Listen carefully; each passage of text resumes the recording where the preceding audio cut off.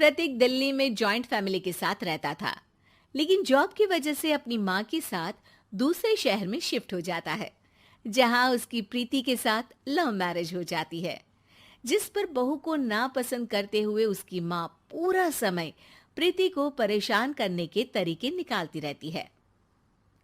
प्रीति, कहाँ हो? सुबह का नाश्ता दोपहर में खिलाओगी क्या? इसमें प्रीति और प्रतीक ऑफिस जाने के लिए तैयार हुए कमरे से बाहर आते हैं, जिसे देख सास प्रीति पर भड़कने लगती है। महारानी, तुम सुबह सुबह तैयार होकर घर का सारा काम छोड़कर कहाँ चल दी?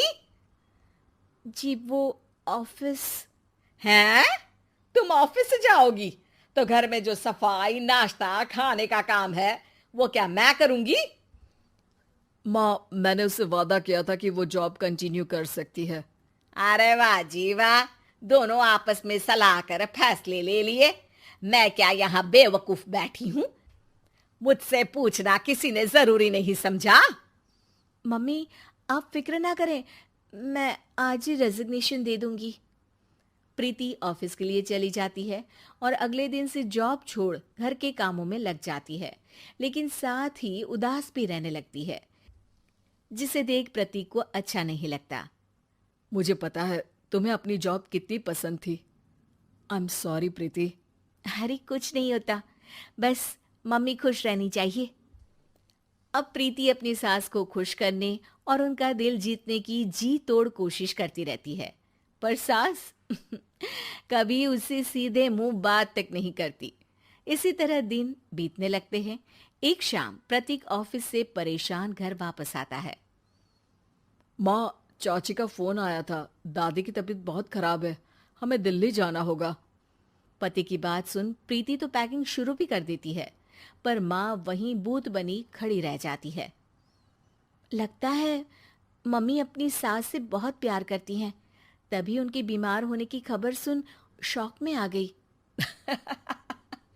ये प्यार नहीं, परेशानी है। तुम तो ऐसे सोचो कि अब से जब तक दिल्ली में हो तुम्हारे अच्छे दिन शुरू। अच्छा, ऐसा क्या है दिल्ली में? वो तुम्हें कुछ ही घंटों में पता चल जाएगा। सास के रिएक्शन और पति की बात से कंफ्यूज्ड प्रीति दोबारा पैकिंग में लग जाती है, जिसके बाद कुछ घंटों का सफर तय कर तीनों दिल्ली पहुंच जाते हैं, जहां घर के अंदर पहुंचते ही लोगों की भीड़ देख प्रीति परेशान हो जाती है। हे भगवान, इतनी भीड़! प्रतीक, कहीं तुम्हारी दादी को कुछ हो तो नहीं गया ना? पागल, ये भीड़ नहीं, मेरा परिवार है। क्या? इसे तुम परिवार कहते हो? अरे इसे तो जिला घोषित कर देना चाहिए।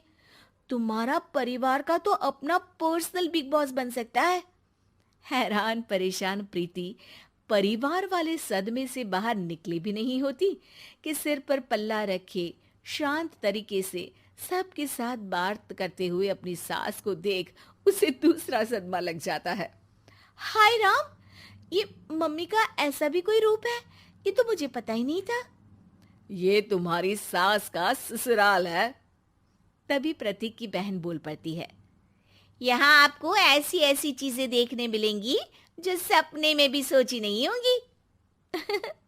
हाँ, ये कुछ दिन तो बहुत इंटरेस्टिंग लग रहे हैं। सब एक साथ दादी के कमरे में जाते हैं, जहां पहुंचते ही उसे दादी की आवाज सुनाई देती है। क्यों रे, सास से मिलने की फुर्सत मिल गई? दूसरे शहर जाकर छूट क्या मिली? तुम तो भटकता पंछी बन गई। इतने समय में ये तक नहीं पूछा कि जिंदा भी हूं या मर गई। प्रीति की सास अपनी सास के पैर छूती है। अरे कैसी बात कर रही हैं मम्मी, आपको तो मेरी उम्र भी लग जाए। अरे बस कर, ये झूठी उम्र देने वाली बातों का दिखावा ना कर। तेरा बस चले ना तो जो मेरी बची कुची जिंदगी है वो भी अभी खत्म कर दे। अरे बहू कहाँ है? इस पर सास प्रीति को दादी से मिलवाती है। दादी प्रीति को बहुत प्यार देती है। क्यों बहू, तेरी ये सास परेशान तो नहीं करती ना?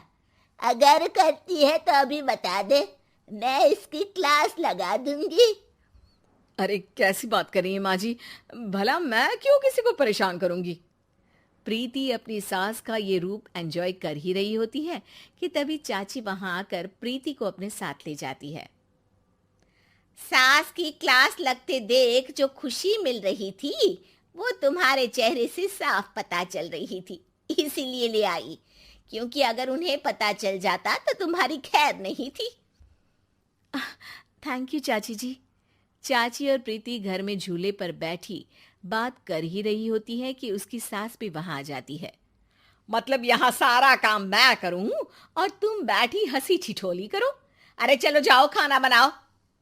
सास प्रीति को डांट कर काम करने भेज देती है, जिसे दादी देख लेती है और एक बार फिर सासू माँ की क्लास लग जाती है, जिसे पूरा परिवार मजे से खड़ा होकर देखने लगता है।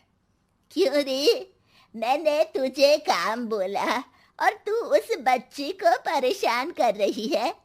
सास की कोई इज्जत रह गई है इस घर में या नहीं? यहाँ खुद की सास होते हुए भी ज्यादा बड़ी बन रही है। अब नहीं मम्मी जी, मैं तो बस थोड़ी मदद के लिए बोल रही थी। सास रसोई में जाकर काम करने लगती है और दादी प्रीति को लेकर वहां से चली जाती हैं।